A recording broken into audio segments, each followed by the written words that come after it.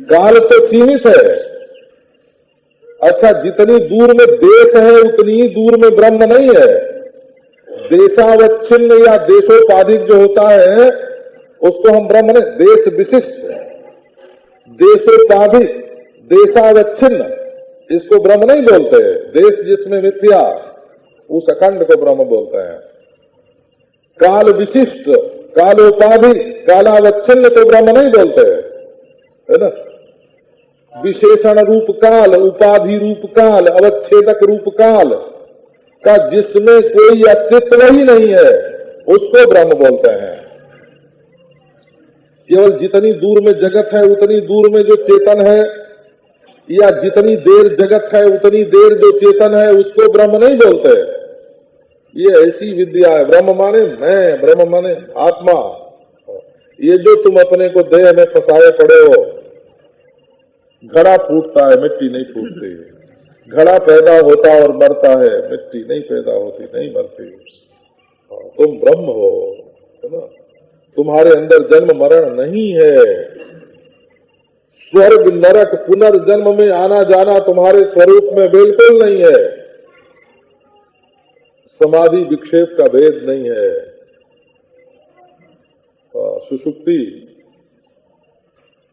सुषुप्ति और परमात्म चिंतन एक है। स्वपतो नास्ति में हानि सिद्धिर यत्नवतो नवा नासोल्लासो विहायास्माद अहम आसे यथा सुखम। यदि मैं सोता रहूं तो मेरी हानि नहीं है। स्वपतो नास्ति में हानि, प्रयत्न करूं तो कोई सिद्धि नहीं है। न नाश है न उल्लास, न ह्रास है न विकास है। तो प्रतिबोध विदिता मताम। अच्छा, बोले कि अब जरा बताओ कि इतनी अकल लगा के और गुरु के पास जाके और ब्रह्म विद्या प्राप्त करेंगे। आजकल ब्रह्म विद्या भी तो गली गली डोलने लगी है ना, और ऐसे मिलती नहीं है वो। ये मैं को छोड़ने के लिए जो राजी होता है उसको ब्रह्म विद्या मिलती, और जो मैं में विशेषता उत्पन्न करना चाहता है, तो हम तो मैं के लिए ये चाहते हैं, अमृतत्व में विन्दते है। चलो, अमृत है, अमृत। ये जो प्रत्येक प्रत्ययों को, वृत्तियों को जानने वाला साक्षी है, इसको जब तुम ब्रह्म जानोगे तो नहीं, इस साक्षी, एक देखो हम ये भी जानते हैं, बहुत सारे लोगों को ऐसा जानते हैं, वो आके बोलते हैं कि महाराज ये साक्षी ही ब्रह्म है ना, ऐसे बोलते हैं। हाँ, देखो भीतर से साक्षी ये बात बोल रहा है, हमारा ब्रह्म बोल रहा है, ऐसे बोलते हैं, हमारा ब्रह्म बोल रहा है। तो हम बहुत लोगों को जानते हैं, क्योंकि हमारे पास तो सैकड़ों तरह के लोग आते हैं ना, और बोलते हैं महाराज ये साक्षी ही तो ब्रह्म है। अब देखो ये वाक्य ऐसा है कि उनके मुंह से सुनने पर भी काटने की जरूरत नहीं मालूम पड़ती, लेकिन साक्षी ये जो है ये ब्रह्म है, ये उपनिषद में दूसरी रीति से बोला जाता है। ऐसे नहीं कि ये साक्षी ब्रह्म है, वेदांत दूसरे ढंग से बताता है। जैसे देखो कोई कहे कि महाराज ये ब्राह्मण ही तो विद्वान है ना, है तो क्या दूसरे ब्राह्मण विद्वान नहीं है? बेवकूफी की बात है कि नहीं? क्षत्रिय विद्वान नहीं है, वैश्य विद्वान नहीं है, शूद्र विद्वान नहीं है। बोले कि यही ब्राह्मण तो विद्वान है ना महाराज। अरे विद्वान का, विद्वत्ता का चकनाचूर हो गया हो, वैदुष्य का चकनाचूर हो गया यदि कह दिया कि यही व्यक्ति तो विद्वान है ना। ये चूर चूर करते रहते हैं ब्रह्मपने को। ये ब्रह्मपने का सत्यानाश है, ये ब्रह्मपने का बोध नहीं है। बताया क्यों जाता है कि कोई स्त्री है, देख रहे हैं तो सब तो यही समझते हैं कि सब एक सरीके कपड़े पहने हुए हैं, सबकी आंख नाक एक सरीकी है। फिर उस स्त्री को देख करके जो बात नहीं मालूम पड़ी थी ना, कि ये गायिका हैं, कि ये एक्ट्रेस हैं, कि ये प्रोफेसर हैं, कि ये डॉक्टर हैं, कि ये जोगिनी हैं, मालूम नहीं पड़ा था ना। तो उस व्यक्ति को देख करके उसकी जो विशेषता मालूम नहीं पड़ी थी है, वो बताने के लिए हमने वाक्य का प्रयोग किया कि ये श्रीमती जी हैं, केवल श्रीमती नहीं है, अमुक एक्ट्रेस हैं। अज्ञात ज्ञापन किया ना, उनके बारे में जो बात नहीं मालूम थी सो बताया। ये विदुषी हैं, ये डॉक्टर हैं, ये प्रोफेसर हैं। तो स्त्री देख करके उनके डॉक्टर प्रोफेसर होने का पता नहीं चला था है? वो डॉक्टर प्रोफेसर का पता देने के लिए हमने उनको ब्रह्म बताया है? तो ये जो अपने को हम साक्षी अनुभव करते हैं ना, देह के साक्षी, इंद्रिय के साक्षी, प्राण के साक्षी, मन के साक्षी, बुद्धि के साक्षी, जागृत स्वप्न सुसुप्ति के साक्षी, ये साक्षी साक्षी करते, ये साक्षी तो कैसे हैं कि जैसे श्रीमती हैं, परंतु इनका जो आत्मा, ये साक्षी तो आत्मा है, परंतु इनका जो ब्रह्मत्व है वो साक्षी होने पर भी अज्ञात ही रह गया। क्योंकि परिच्छिन्नता की उपाधि से जब अपने को साक्षी जाना है, तो परिच्छिन्नता का निषेध होने पर भी है, परिच्छेद निषेधावच्छिन्नतया जिस साक्षी का ज्ञान हुआ, परिच्छेद निषेधावच्छिन्नतया जिस साक्षी का ज्ञान हुआ, देहेन्द्रियादि निषेधावच्छिन्नतया जिस साक्षी का ज्ञान हुआ, उस साक्षी में परिच्छिन्नता का जो भ्रम है वो मिटा नहीं।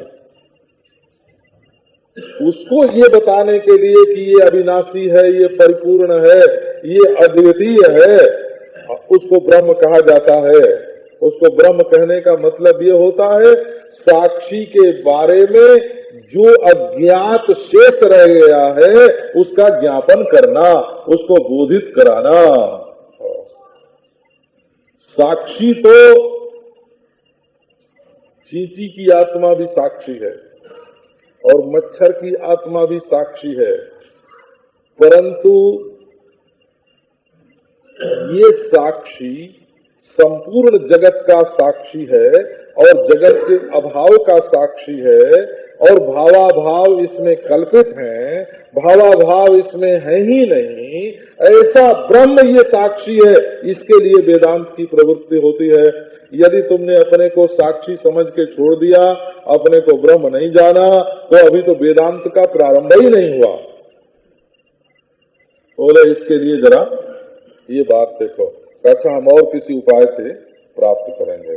नहीं, जस्मात् अमृतत्वम विन्दते, जस्मात् प्रतिबोध विदितात् मतात् अमृतत्वम विन्दते।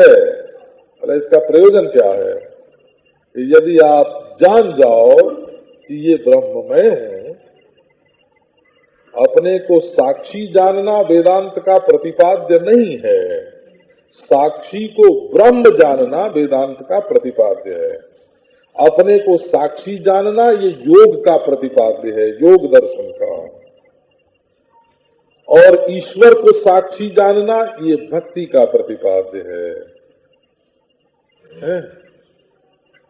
और अपने को और ईश्वर को दोनों को कर्ता समझना ये धर्म का प्रतिपाद्य है। धर्मांश में कर्तृत्व अपने में है और फलांश में कर्तृत्व ईश्वर में है, और उपासना के कर्तृत्व अंश अपने में है और उपासना का विषयत्व ईश्वर में है। और योग में जीव और ईश्वर दोनों एक में मिलकर बैठ गए, लेकिन अज्ञान की निवृत्ति नहीं हुई। अज्ञान की निवृत्ति हुए बिना अमृतत्व की प्राप्ति नहीं होती। तमेव विदित्वाति मृत्युमेति नान्यः पंथा विद्यते यनाय। केवल परमात्मा के ज्ञान से ही अमृतत्व की प्राप्ति होती है। तमेव विदित्वा अति मृत्युम एति, मृत्युम अत्येति, मृत्यु का अतिक्रमण करता है, अर्थात अमृतत्व प्राप्त करता है। आत्मा अजर है, आत्मा अमर है, आत्मा ब्रह्म है, आत्मा पूर्ण है, और ये रटने की बात नहीं है। ये न समाधि, ये न तो उपासना करने की बात है, आवृत्ति करने की बात भी नहीं है, और न तो ये समाधि में जाकर देखने की चीज है। वहां तो वृत्ति नहीं रहेगी, देखोगे क्या है?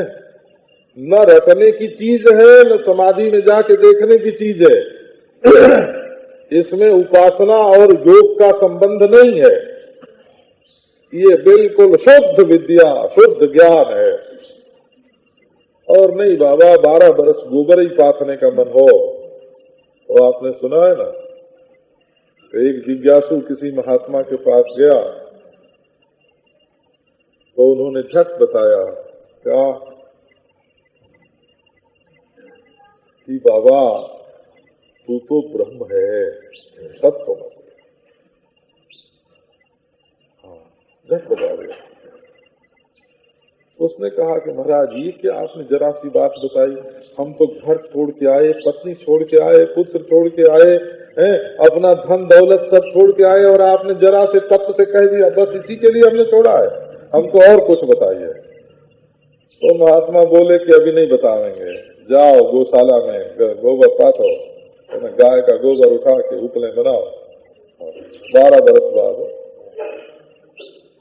तो फिर बोले कि तत्व से वही बोले महाराज 12 बरस पाथने के बाद भी बस इतनी बात, अभी हमको संतोष नहीं हुआ। अच्छा जा दूसरे के पास, तो दूसरे के पास तो उसने भी कहा कि 12 बरस गोबर पाथ। तो 12 बरस गोबर पाथने के बाद उसने भी कहा कि तू ही ब्रह्म है। तो बोले हे भगवान, जो चीज हमको पहले दिन बिना किसी मेहनत के बता दी गई थी, वो 24 बरस गोबर पाथने के बाद भी हुई। अरे बाबा जब समझने की कोशिश नहीं करेगा तो यही करना पड़ेगा, है ना। जब समझेगा नहीं, अपने को देह ही मानेगा। जिद्द की बात दूसरी हो, कई लोग जिद्द करके बैठते हैं। जिद्द का नाम वेदांत नहीं है, जिद्द तो मूर्खों की चीज है। जिद्दी होना या तो है ना मूर्खों को शोभा देता है, या तो नेताओं को शोभा देता है।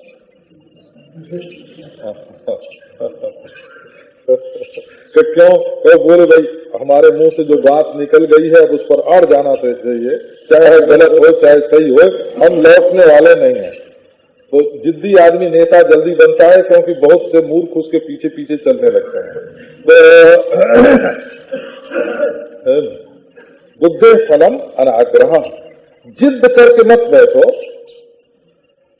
बोले हम तो देह ही हैं, हम तो इंद्रिय ही हैं, हम तो प्राण ही हैं, हम तो शरीर ही हैं, ऐसे ही मैं ब्रह्म ही हूं, ये जिद भी मत करो। समझ के उसकी गांठ जो है ना, ग्रंथियां जो परिच्छिन्न के साथ जो ग्रंथियां पड़ गई हैं, यद्यपि झूठी हैं, सब की सब जगत मृषा छूटत कठिनाई, लेकिन इनको समझ के खोलने की जरूरत है। तो देखो ये मृत होना माने, मृत होने का 3 बात है मृत होने में। एक तो समझो रूपांतर हो गया,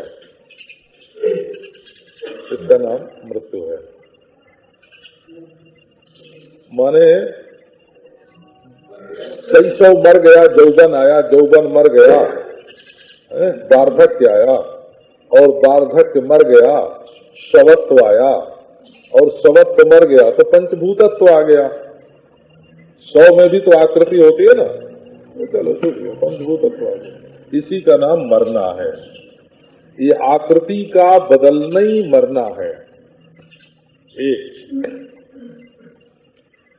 तो अभी ये बात जरा हल्की रहे।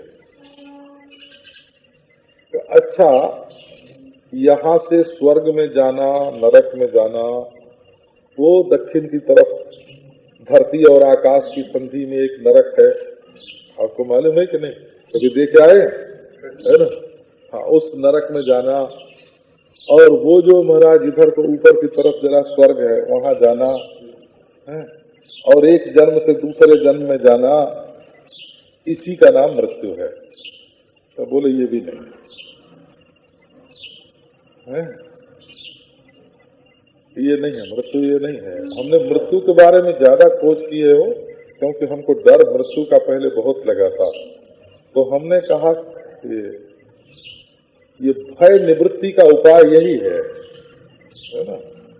भयम तत्वावमर्शनात्, जिस चीज से डर मालूम पड़े उससे भागो मत, उसके साथ भिड़ जाओ, उसकी सच्चाई को।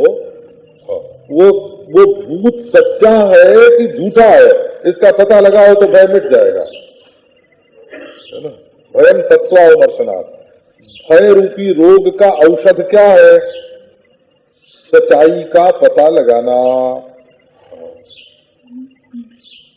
एक आदमी हमको भूत जचाने लगा हो कि भूत है, बचपन की बात है।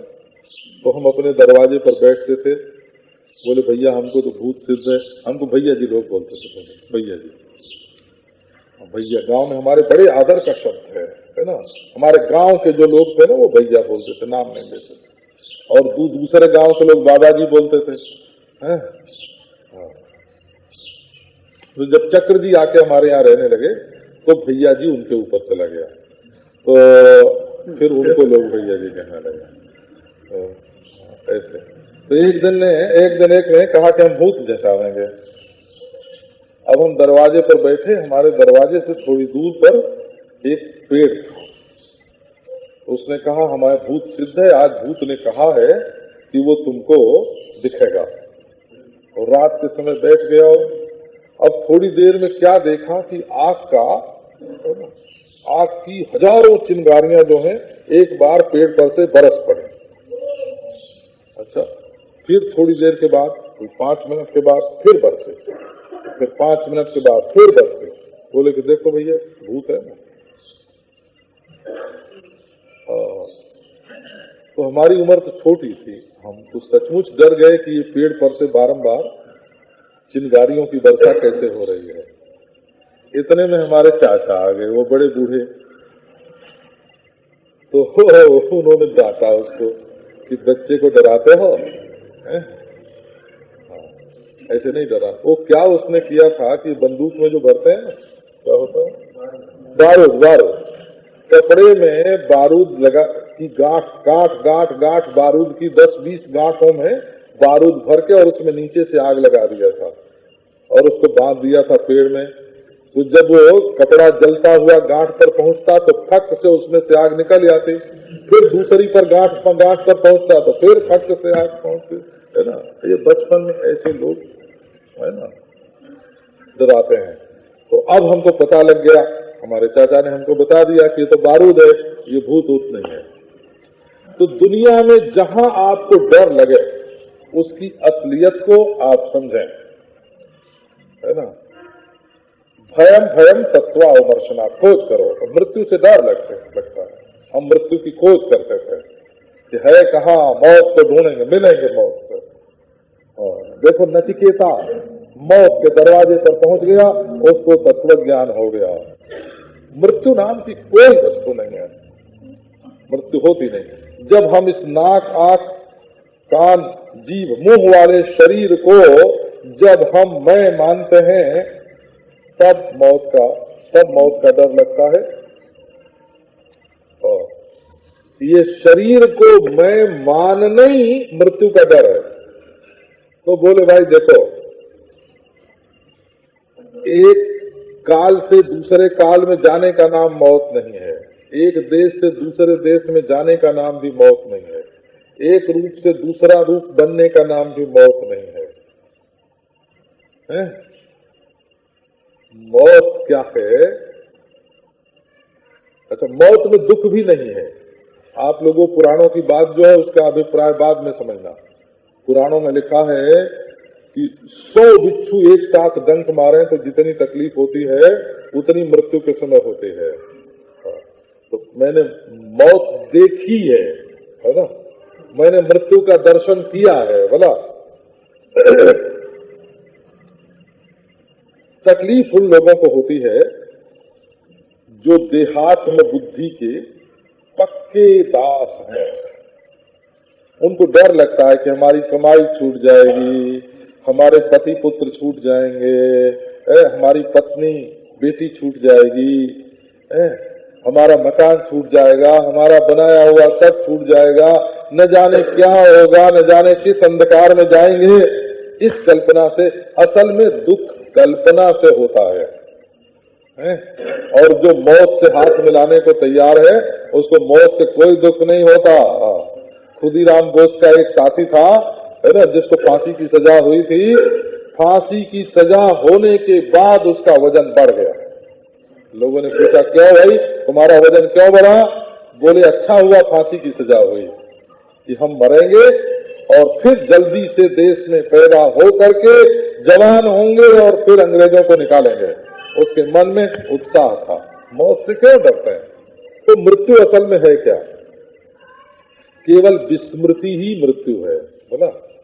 सुषुप्ति में जैसी मृत्यु होती है, सुषुप्ति में जैसे हम दुनिया को भूल जाते हैं, ऐसे दुनिया को ऐसा भूल जाना कि फिर याद ना आवे, इसके नाम मौत, इसका नाम है। और देखो, और नई स्मृति का पैदा हो जाना, जैसे सपना आ जाता है ना, ऐसे नई स्मृति में डूब जाना, इसका नाम जन्म। असल में आत्मा का न जन्म न मृत्यु। अपने स्वरूप को आप जानो, उसमें न जन्म है न मृत्यु है। अमृतात्वाम में विंदते। आप स्वयं अमृत हैं, स्वयं रस हैं, स्वयं न काल में आपकी मृत्यु है, बदलते नहीं है आप, और स्वयं न देश में मृत्यु है, कहीं जाना नहीं पड़ता है, और स्वयं न कोई आप आकृति वाले तत्व है कि आकृति बदल जाए। ये आकृति वाला तत्व शरीर आप नहीं है, आपको है ना जवानी से बुढ़ापे में नहीं जाना है, और जिंदा से मुर्दा नहीं होना है, और आपको नरक स्वर्ग में नहीं जाना है, आपको जन्म पुनर्जन्म में नहीं जाना है। आप प्रतिबोध विदितम मतम, ये जितने बोध होते हैं, जितने प्रत्यय होते हैं, इनके साक्षी ब्रह्म हैं। इस ज्ञान से आपको अमृतत्व की प्राप्ति होगी। धर्म से, उपासना से, योग से इस ज्ञान को समझने की योग्यता मिलती है, परंतु अमृतत्व तो विद्या से प्राप्त होता है। विद्या से आत्मना विन्दते वीर्यम विद्या विन्दते मृताम। स्वयं स्वयं च तत्वं स्वयमेव बुद्धा।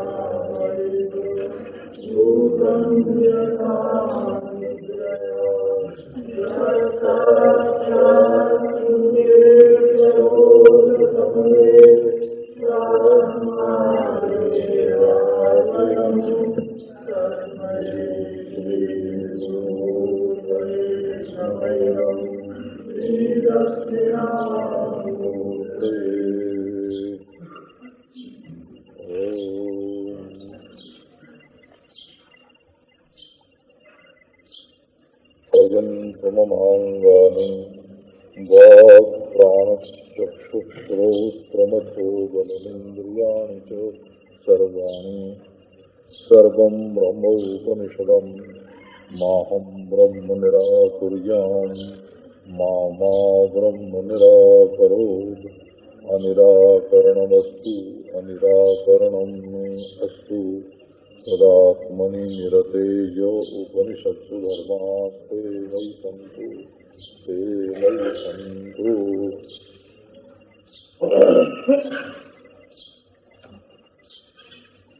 विदितं मतं अमृतत्वं हि विन्दते आत्मना विन्दते वीर्यम् विद्यया विन्दते मृतम्।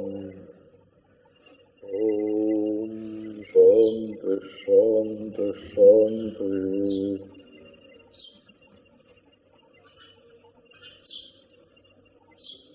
सर्व प्रत्ययदर्शी चित्शक्ति स्वरूप मात्र। आत्मा कैसा है? तो वो देखा जाने वाला नहीं। जैसे कोई चीज सनासी से पकड़ ली जाए या चमचे में उठा ली जाए या हाथ में उठा ली जाए, ऐसी नहीं। आत्मा कौन है? जो सबको प्रकाश रहा है। प्रकाशते सविता। जैसे सूर्य प्रकाश रहा है वैसे देह, इंद्रिय, प्राण, मन, बुद्धि, जागृत, स्वप्न, सुषुप्ति सबको प्रकाशित करने वाला जो ज्ञान मात्र सब प्रत्ययों को देखने वाला अपना आत्मा साक्षी है, वही ब्रह्म है। वही ब्रह्म है माने बस उतना ही ब्रह्म है ऐसा नहीं समझना है ना। वो देह में होने पर भी देह से घिरा हुआ नहीं है, इंद्रियों में होने पर भी इंद्रियों से घिरा हुआ नहीं है, प्राण, मन और बुद्धि में होने पर भी उनसे घिरा हुआ नहीं है, पंचभूतों में होने पर भी उनसे घिरा हुआ नहीं है, और अहंकार, महत्त्व, प्रकृति में होने पर भी उनसे घिरा हुआ नहीं है, और ईश्वरत्व, जीवत्व में होने पर भी वो ईश्वरत्व और जीवत्व से घिरा हुआ नहीं है।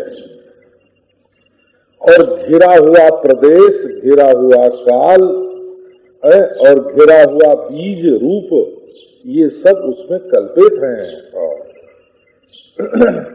ईश्वर तो वहीं तक अपना ऐश्वर्य दिखावेगा जहां तक जीव और जगत होगा।